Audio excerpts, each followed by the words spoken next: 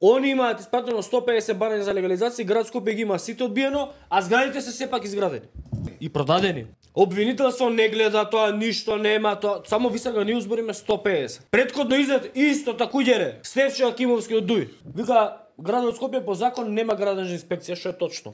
Градежна инспекција има општина Чаир, точно. Секоја општина си има свој градежен инспектор, ама градот Скопје нема. Чи градоначалник го чекаме денес 4 часа да постави по дивоградба на негова територија. Вика, затоа тврдењето на принцезата на дивоградбите од Чаир дека барал од нас да постапиме за дивоградби што му никнуваат пред нос, не само што е лага, туку и блед обид да се изведе ситуацијата во која што е фатен. Точно. Сега, ама ние имавме дописи, вика Ганиу, имавте дописи. Вистината е следна. До овој момент Ганиу до град Скопје има испратено над 150 дописи за легализација на дивоград. Сите се одбиени од страна на градот Скопје бидејќи се градени по 2017 година. Нелегални се и не исполнуваат услови за легализација. Сите овие бесправно изградени објекти во Чаир се со амин на Ганиу и немаат одобрение од градот Скопје. Ганиу, принцезата на дивоградбите од Чаир, не може да бега од одговорност. Ги повикуваме Ојо и Ојо Гог да ги проверат овие градби во општина Чаир.